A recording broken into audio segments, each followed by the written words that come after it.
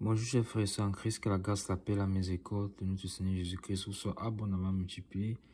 Shalom et bienvenue dans cette nouvelle vidéo de 7 minutes de pain quotidien du 23 octobre 2025. Nous poursuivons notre lecture dans le livre des Actes des Apôtres, chapitre 8. Et nous allons lire aujourd'hui le verset 25.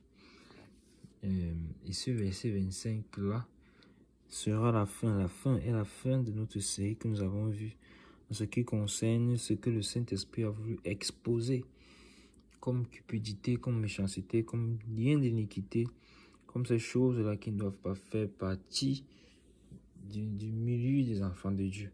Ces choses-là qu'il a dénoncées et qu'il a dû traiter dès le début de l'Église pour que cela n'ait pas de répercussions au milieu des assemblées de Dieu plus tard. Le Saint-Esprit a traité cela très tôt à la base. Il a exposé ces choses pour que nous n'en faisions pas partie. Pour que nous pratiquions point à ces œuvres-là, mais plutôt que nous les dénoncions.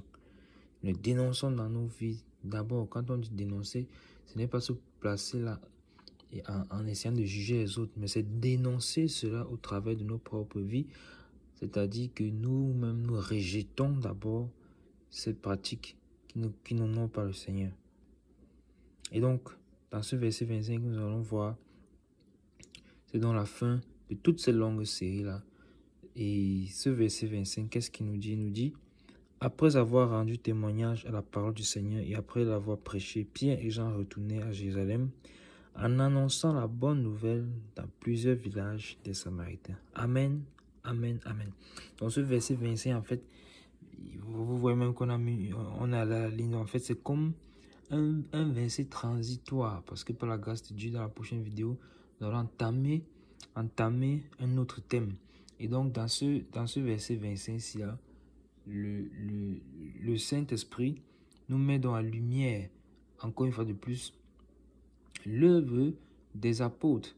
Parce que, souvenons-nous que c'est après qu'ils aient prié et imposé les mains aux gens, et que ceux-ci aient reçu le Saint-Esprit, que Simon va leur proposer de l'argent pour qu'il prie que lui aussi reçoive le Saint-Esprit.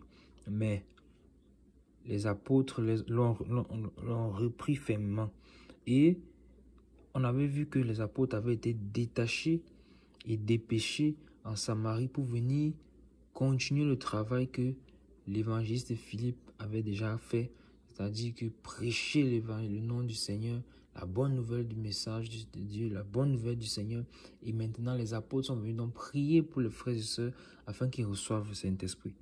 Et le Saint-Esprit nous dit donc que, après avoir fini ce travail, ils sont rentrés.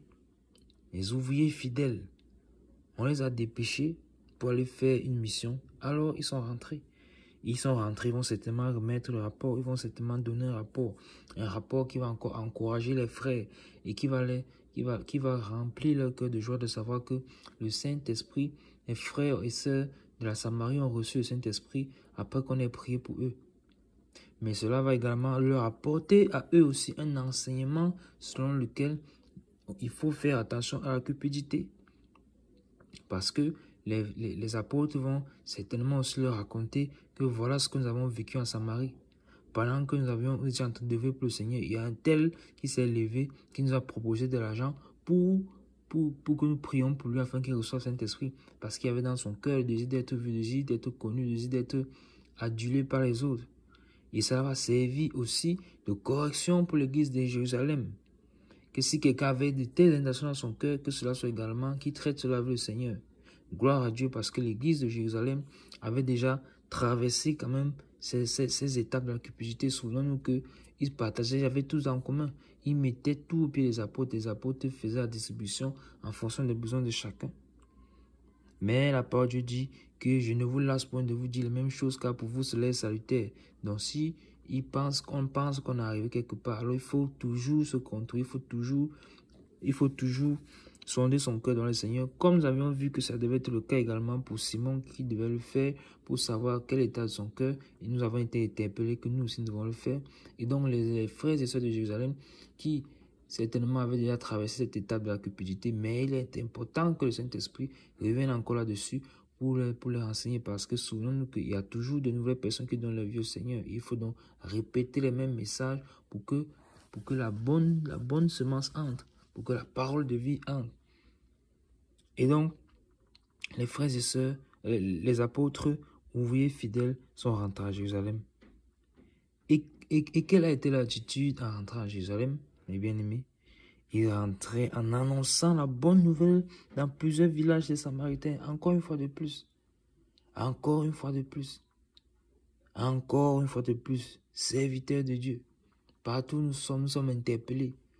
Partout nous sommes à prêcher l'évangile. L'apôtre Paul dira à Timothée, prêche l'évangile.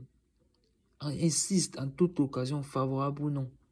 Donc nous sommes véritablement interpellés que le Seigneur nous donne de ne pas avoir honte de son nom, de ne pas nous taire lorsqu'il veut parler au travers de nous et d'avoir la sensibilité de l'Esprit. Saint-Esprit, aide-moi. Aide-moi, Saint-Esprit, aide-nous. Aide-nous. Donc, ils annonçaient la bonne nouvelle de l'évangile dans plusieurs villages des Samaritains. Ils ne se sont pas dit, bon, non, ça c'est le territoire de Philippe, alors on ne va pas annoncer l'évangile. Non, ils ne se sont pas dit, non, ça c'est pas notre ville, c'est pas notre village. Les frères qui ont fait la persécution à Jérusalem sont certainement arrivés ici, ils ont déjà annoncé l'évangile. Non, ils continuent. Et le fait que le Saint-Esprit nous précise qu'ils ont annoncé la bonne nouvelle dans plusieurs villages, peut nous faire comprendre même qu'ils ont demandé le renseignement aux frères et sœurs, quels sont les villages à Samarie où l'évangile n'est pas encore arrivé. C'est par ces villages que nous allons passer, nous allons changer notre chemin retour et passer par les villages par lesquels l'évangile n'a pas encore été annoncé. Et nous voyons donc la disposition de leur cœur, comment ils étaient disponibles pour le Seigneur. Et ça encore, c'est un challenge pour nous. La disponibilité. Disponibilité pour le Seigneur. Notre temps pour le Seigneur. Que le Seigneur nous aide véritablement. Le Seigneur dit, cherchez-moi, comme vous cherchez l'argent. Alors notre disponibilité pour le Seigneur. Ne donnons pas notre temps à quelqu'un d'autre. C'est le Seigneur qui doit avoir la majeure partie de notre temps. Ils sont passés par ces villages pour annoncer la bonne nouvelle de l'évangile. Que faut-il annoncer d'autre? Quelle est la meilleure nouvelle qu'on peut annoncer à un homme sur la terre? C'est l'évangile. La bonne nouvelle de l'évangile. Et c'est ce qu'ils faisaient. C'est véritablement un modèle pour nous. L'apôtre Pierre, l'apôtre Jean sont véritablement des modèles. Dans toutes leurs œuvres, dans tout ce qu'ils ont fait. Nous glorifions le Seigneur pour ce qu'ils ont fait pour leur vie. Ils sont des modèles pour nous. Seigneur, aide-nous. Aide-nous avec des serviteurs disponibles pour toi, Seigneur. Des serviteurs qui sont prêts à répandre la bonne nouvelle du royaume. Que ce soit véritablement cela notre priorité, puisque tu nous as déjà accordé le salut gratuitement. Alors nous voulons que des instruments que tes mains pour que ce salut arrive également dans d'autres contrées, vers d'autres personnes qui ne te connaissent pas encore. Et si tu écoutes cette vidéo, tu ne connais pas encore le Seigneur, je t'annonce que le Seigneur Jésus-Christ a rendu les choses si simples. Il suffit juste que tu abandonnes ta mauvaise voie, ta voie passée, ta vie jusqu'à présent. Tu reconnais que tu l'as vécu de manière humaine, sans connaître Dieu, éloigné de sa présence. Tu te répands donc de tes péchés, de ta vie passée. Tu reconnais l'œuvre du Seigneur Jésus-Christ accomplie dans la croix et qu'il est venu sur la terre comme Seigneur et Sauveur pour nous donner la vie éternelle. Ainsi donc, en ayant reconnu cela, tu te fais baptiser en son nom pour le pardon de tes péchés. Et ainsi tu reçois le Saint-Esprit, qui est la promesse qui est disponible pour toi, pour que ton salut soit scellé en lui. Donc, nous allons nous arrêter là pour juste tout pour les 7 minutes de pain cochon de ce jour. Que la grâce, la paix, la miséricorde de notre Seigneur Jésus-Christ vous soit abondamment multipliée. Shalom.